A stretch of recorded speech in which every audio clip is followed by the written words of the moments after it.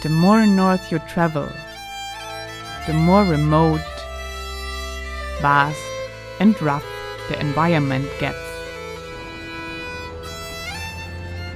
A journey along Norway's most northern coast to the northernmost point in Europe that can be accessed by car. Welcome to Nordkapp.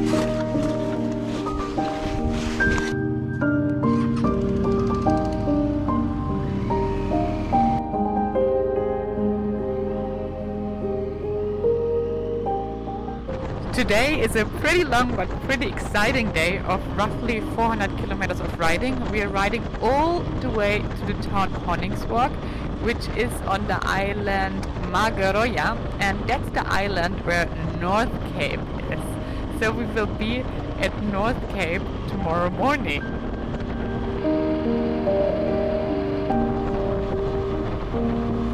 The route E6 traverses the mountain pass Kvænangsfjellet at 402 meters altitude, which is indeed one of the highest passes in this far north of Norway.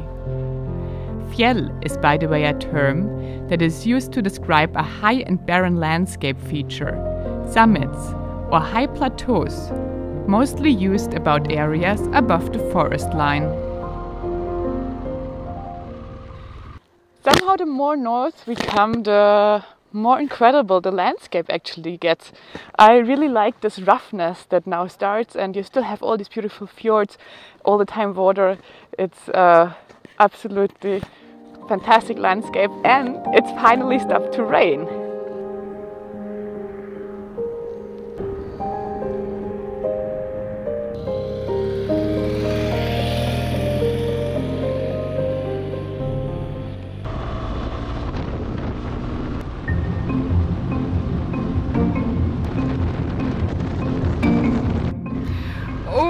My God, look at those. This is the first reindeers we see on this journey.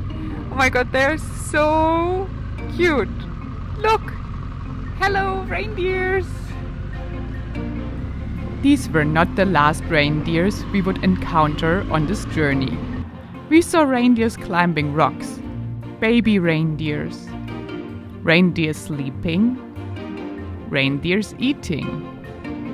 And I even touched some reindeer fur at the roadside shop of a native Sami.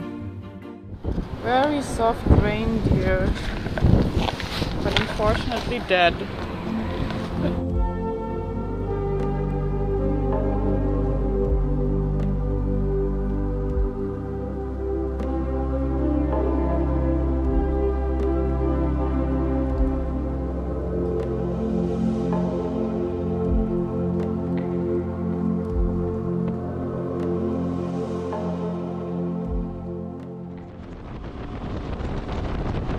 If you want to drive to Nordkapp, you don't need to ask yourself which road to take.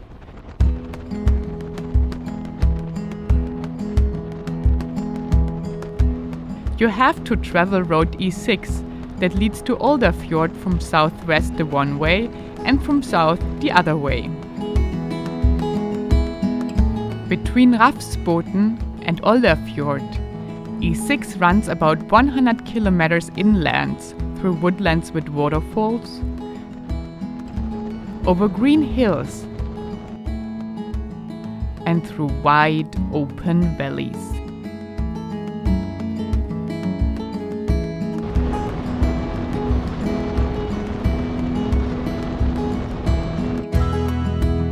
After Olderfjord, you turn on Road E69. The road leads all the way to Nordkapp.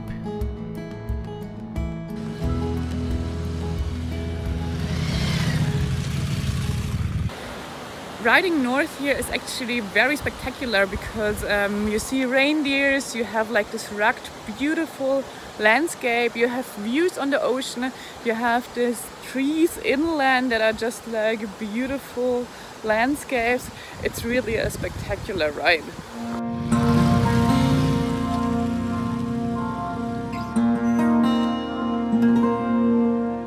I saw a glimpse of coloring, it knocked me off my feet. I thought I saw a spark in your eyes. Look at this beautiful road.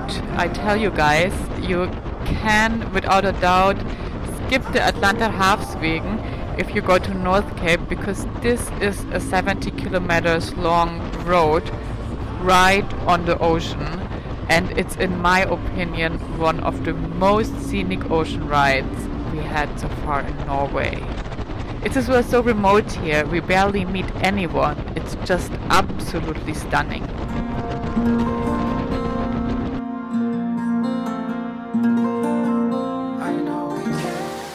So far a beautiful day of riding, getting closer to Nordkapp. We have, I think, like 80 kilometers left to the town where we stay, and then we will go to Nordkapp tomorrow very early in the morning.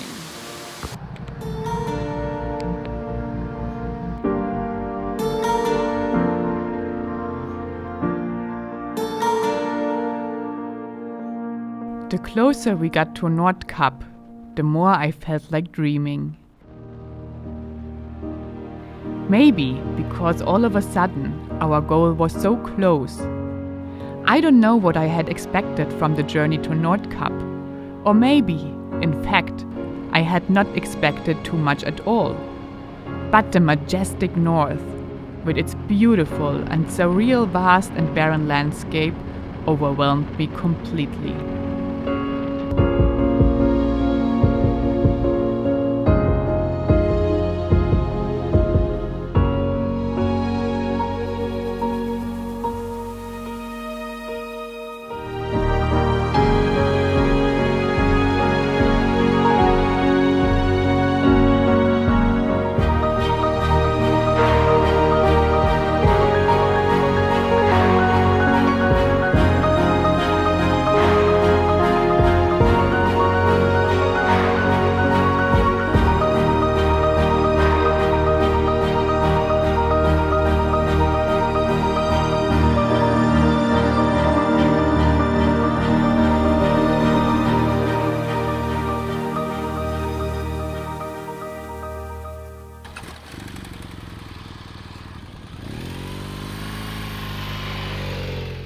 The Nordkapp tunnel is one of the most impressive tunnels I ever drove through.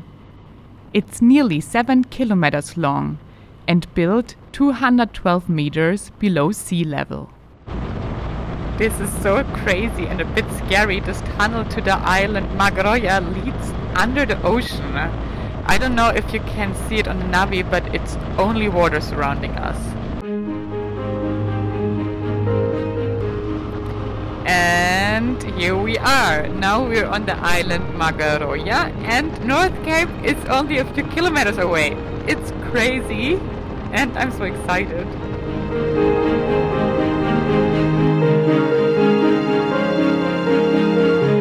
Even though Nordkapp was so close, we didn't drive there immediately.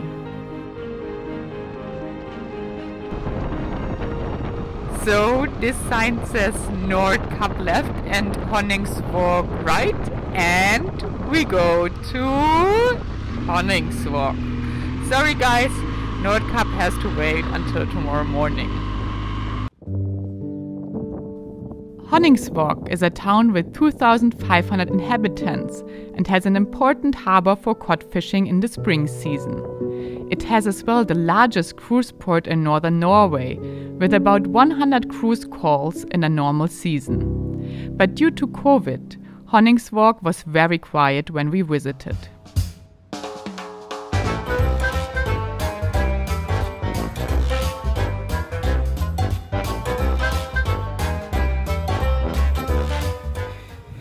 We are in Honningsvåg now, and it's I think 10:30 or 11 p.m. and we have to go to bed now because tomorrow morning we have to get up super early to get one of those nice pictures in front of Nordkapp, where we will head probably at 4:30 or 5 a.m. So that's day 3 of the swollen foot story. It's not as bad anymore. It's still swollen, it's still red, but finally getting better.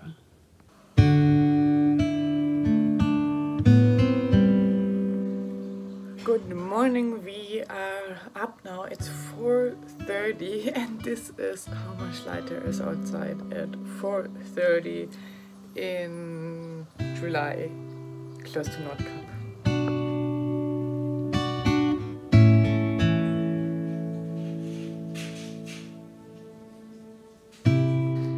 It's 5 a.m. and we're going to Nordkapp now to take a picture, and it even looks as if I would be lying to you because it's so bright sunshine and a clear blue sky.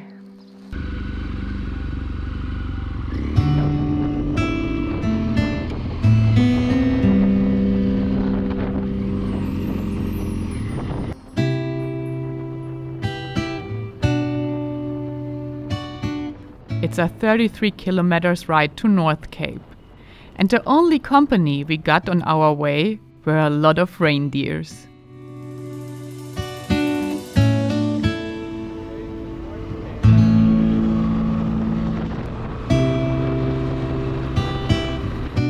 I still can't wrap my head around the fact that it's now 5 a.m. and due to the midnight sun it feels as if it's like the middle of the day. I mean, it's 5 and the sun has been shining for hours already. We had a good reason to visit Nordkapp that early.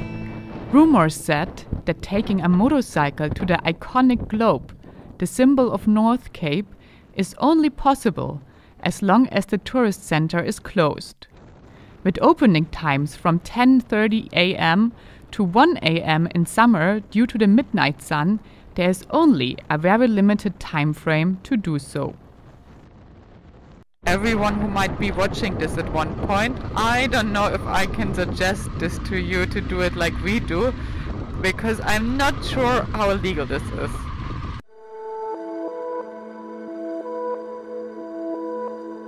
This is how to get to the globe with your motorcycle. Number 1. Come before or after official opening hours.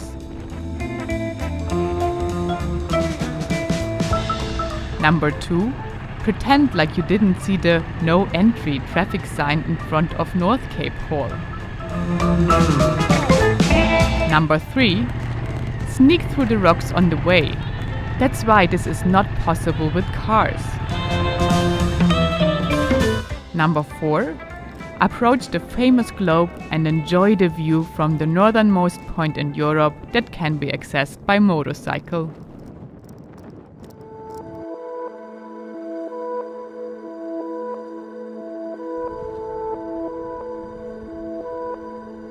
We arrived at Nordkapp now, the most northern point here. You see this iconic world globe behind me, and it's super cold and super windy, but we made it.